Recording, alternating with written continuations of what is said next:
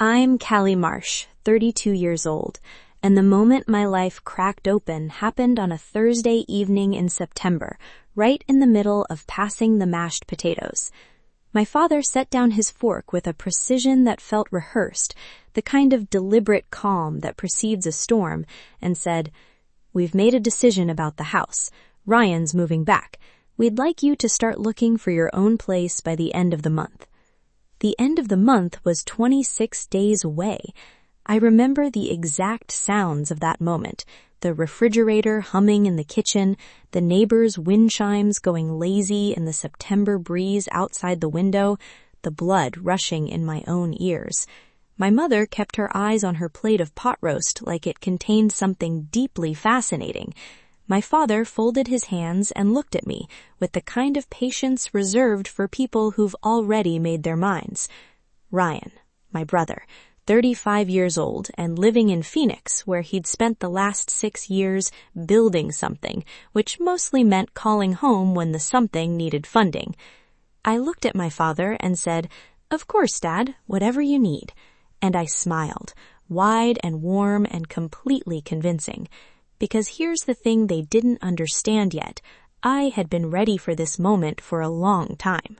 My name might be Callie, but growing up in Beaumont, Texas, I was always just the quiet one. Ryan was the loud one, the funny one, the golden one, the boy who could walk into a room and rearrange it around himself without trying. He had the laugh that made our father laugh, and in our house, that was the highest currency. I was 17 when I figured out how the math worked. Ryan could come home drunk from a Friday night with no consequences. I came home 20 minutes late from the library and lost car privileges for a month. Ryan's college tuition, University of Texas at Austin, the full ride our parents could barely afford, was handed over without conversation. My own ambition to study architecture at the University of Houston was met with gentle redirection. "We just don't have anything left, sweetheart. Maybe community college for a year or two."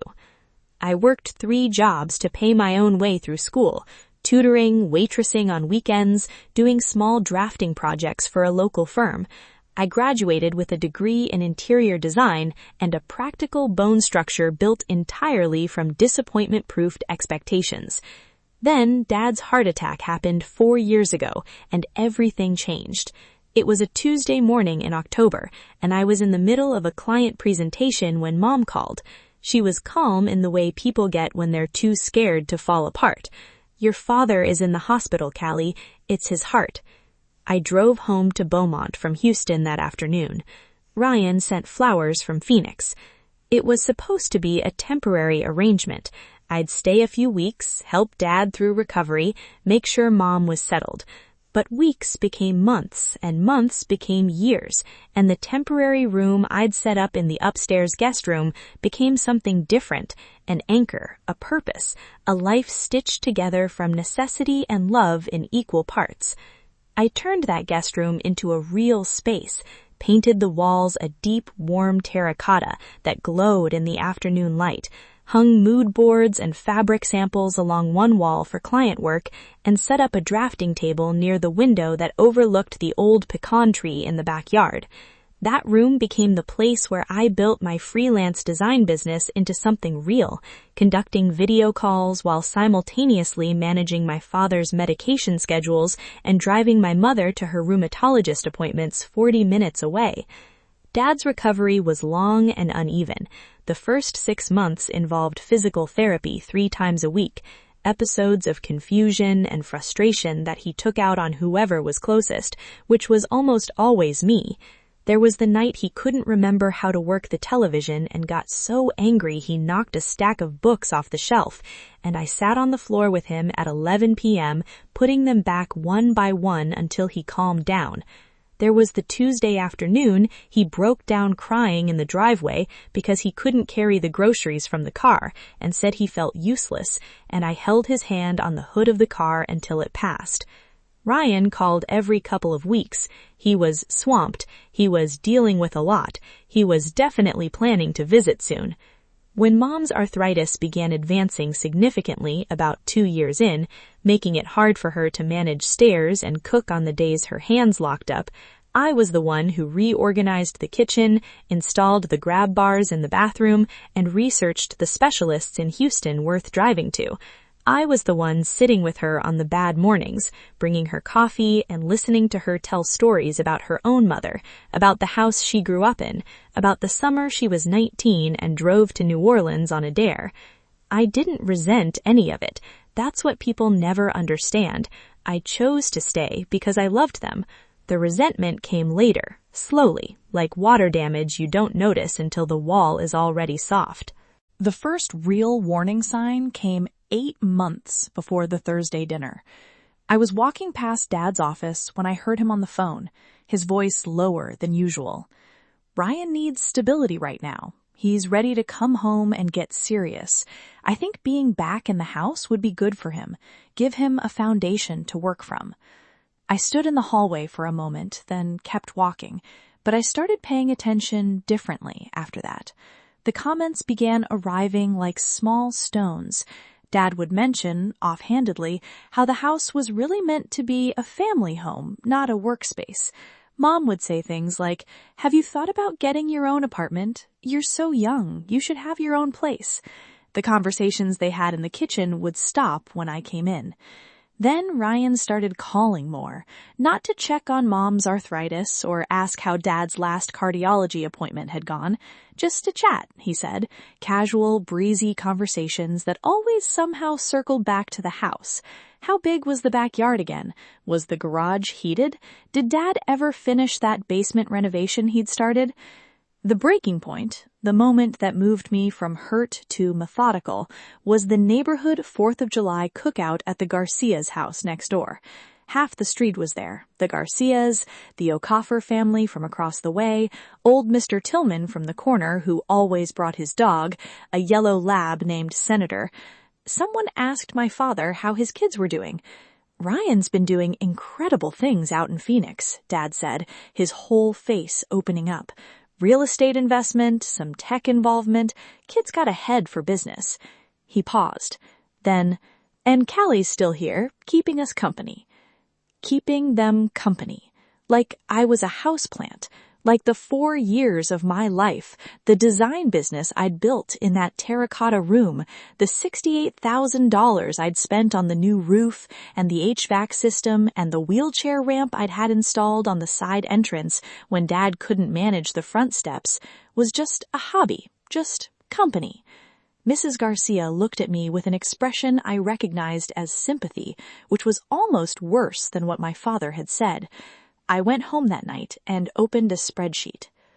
I want to be clear about something. I am not a dramatic person. I am, professionally and personally, a person who measures twice and cuts once. I solve problems with documentation, not emotions. So when I tell you that what followed was methodical rather than vengeful, I mean it precisely. First, I went through every financial record I had. I am organized by nature. Client files, invoices, receipts, everything in folders, physical and digital. Within 48 hours, I had a clear picture. 4 years of contributions to the household totaling $68,000, documented with receipts, bank statements, and contractor invoices. New roof, $18,500. HVAC replacement, $11,200. Wheelchair ramp and bathroom modifications, $4,800. Property tax payments I'd covered when Dad was too unwell to manage his own accounts, $9,400 across 2 years. Regular groceries, medical copays, prescription pickups, the smaller costs I'd tracked in a running document because I am, as I mentioned, organized. Then the digital archaeology. 4 years of texts from Ryan told a story if you read them in sequence.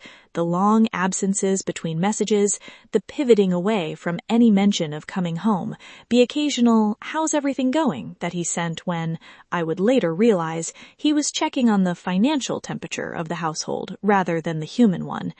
My iPhone backs up to iCloud automatically. I had everything. The Ring doorbell camera I'd installed after Mom had a frightening incident where she left the house confused during a bad arthritis flare and made it halfway down the block before a neighbor spotted her, that camera had 3.5 years of footage. I pulled highlights. Every emergency, every ambulance call for Dad's chest pain episodes, every contractor, every pharmacy delivery, every 6 a.m. physical therapist visit. Ryan did not appear in a single frame. There was also the voicemail.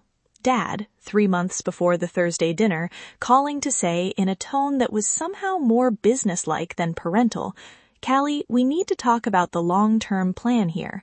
Ryan's thinking about coming home, and we want to be supportive of that. I think it's time we all thought practically about arrangements." Practically, yes. Let's be practical. The recording from the Ring doorbell camera's audio feature was the most damning piece.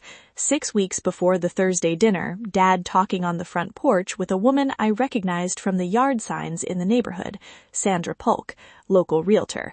Their conversation was clear as morning. "She's got herself set up very comfortably here," Dad said, "but Ryan's the one we really need to get settled. He needs the equity. The timing works if we can move things along." Move things along. I was the thing to be moved. That night, I sat at my drafting table under the warm terracotta light with a glass of wine and my laptop and scheduled a consultation with a real estate attorney named Patricia Greer, whose name I'd found through the Texas State Bar Association. I also began drafting a dinner invitation. Ryan arrived on a Friday with enough luggage for a man who did not plan to leave. He came through the front door in sunglasses and a casual confidence I recognized as performance, the walk of someone who'd practiced being casual about a situation they were actually very calculated about. "Callie!" He hugged me the way you hug a stranger at a wedding. "This place looks incredible. You've done so much with it." "Thanks," I said. "I'll tell you all about it at dinner." I had planned the dinner for Saturday evening. The invitation had gone out to a careful list.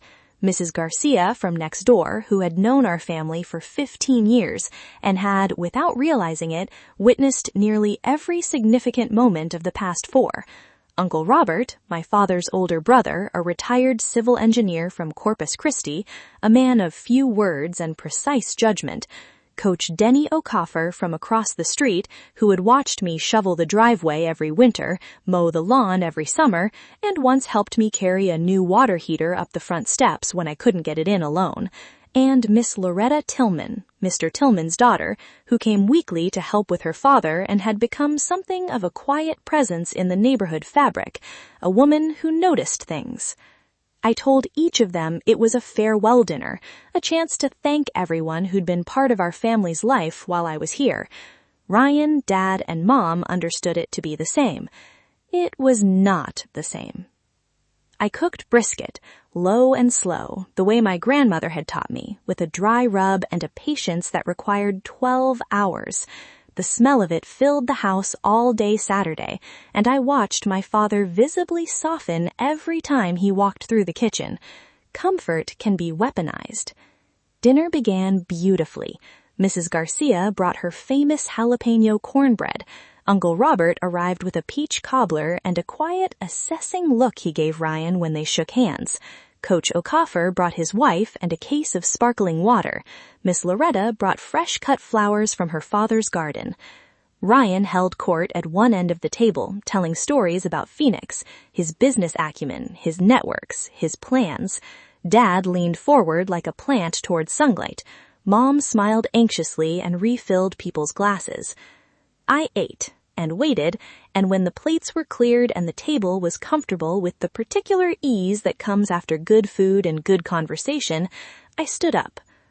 "Before dessert," I said, "I wanted to share something with everyone. Since I'm moving on from this house, I thought it was worth looking back at what these years have actually meant." I had set up my laptop connected wirelessly to the living room television, visible from the dining table through the open floor plan. I clicked the remote. The title slide read, "A True Account of 4118 Rosemont Drive." Ryan's smile developed a small, uncertain crack. Let's start in October, 4 years ago, I said in the same warm voice I use with clients. Dad's heart attack. I want to show everyone where our family was that month. The first slide, Ryan's text from that week. Sending good vibes. Let me know how he's doing. Can't get away right now. Big deal in the works. The room went quiet with the particular quality of rooms where something real is happening. This was the week Dad was in the ICU. Big deal in the works, you understand. Click. My Facebook post from 6 weeks later, Dad in the physical therapy gym attempting to lift a 2-pound weight, me beside him making a ridiculous face to make him laugh. The room could see the timestamp. The room could see I was the only family member in the photo. Click. Financial records. Every utility bill in my name. Every contractor invoice with my signature. The roof replacement estimate, the HVAC invoice, the plumbing work from last spring when a pipe burst in the wall behind the kitchen, the wheelchair ramp documentation, the running total $68,000, displayed cleanly in a table with dates and amounts. This is what I've contributed to keeping this house functional, I said, not counting the caregiving, which the Texas Department of Health Services values at approximately $32 an hour for full-time family caregivers. Uncle Robert picked up his fork, then set it down. I could see he was doing the math. Whitney, Dad started. Callie, I said pleasantly. Callie, this is private family business. Dad, you invited our neighbors to a dinner where you plan to announce that I'm leaving. You made it a social occasion, so let's have a social occasion. Click. The Ring doorbell compilation, 3.5 years edited to 4 minutes. Every emergency, every early morning, every late night. Ryan did not appear once. 3.5 years of footage, I said. I've looked through all of it. I cannot find my brother in a single frame. Coach Okafor was looking at Ryan with an expression I recognized from years of watching him coach his kids' baseball team. The look of someone evaluating whether the player on the field is the same player they thought they were watching. Mrs. Garcia's hand had moved to her chest. Click. The audio from the Ring doorbell. Dad's voice and Sandra Polk's, and the conversation about moving things along and Ryan needing the equity and the Callie situation requiring resolution. Mom made a small sound, barely audible. Miss Loretta was shaking her head slowly.